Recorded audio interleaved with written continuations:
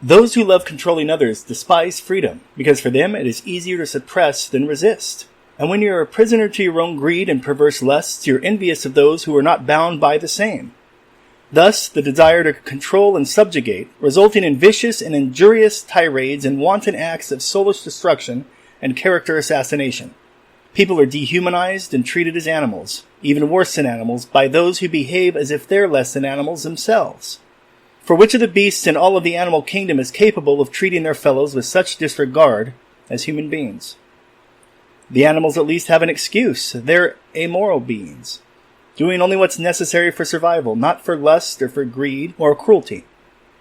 And after suffering cruel acts of demoralization and dehumanization, those who aren't led by such pride and envy are then demonized. And all of this because of a perverse and unrenewed mind bent on the destruction of anyone who believes, speaks, or acts contrary.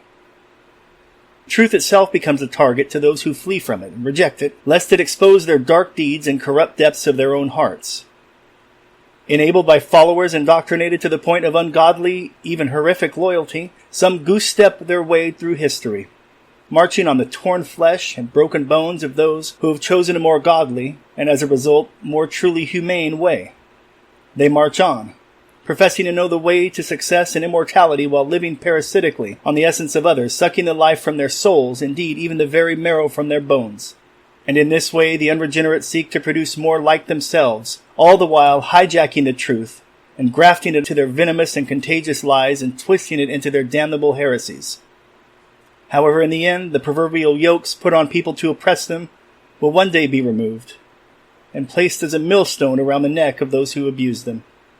The hides and pelts that cover their trophy room walls will come alive and haunt them in their dreams, night after terrible night, and exact their terrible vengeance on them. And thus the tormented become the tormentors, not the souls, phantoms, or shadows of those whom they abused, but rather the memory of their own actions and the frightful burden thereof that slowly creeps into the heart and souls of the unrepentants. History, it said, is doomed to be repeated for those who do not learn from it, and this is true. There is a better way, but it means to give up the control and perverse subjugation of other people, to refrain from indoctrination and false hopes, and to cast off the mantles of pride and greed, and to humbly clothe the naked, to cast aside the golden apples of the illusion of immortality and feed the hungry, to look upon people with compassion, not down on them with disdain, to help rather than hinder, speak that which is good instead of evil, to refrain from cursing those who have done no harm for fear of losing a kingdom of wickedness and lies built upon promises and daggers in the dark. Let us think upon our legacy and our posterity. How will we be remembered by the generations that follow us? I believe there are still those in this world that have not compromised their character, that have not sacrificed their integrity on altars built to pride, only to be consumed in flames of envy. I neither claim nor wish to present myself to be perfect, but I do know this. The scales of deception have begun to fall from the eyes of the people, and God's will shall be done. The illusion has been cast aside. The curtain's been drawn.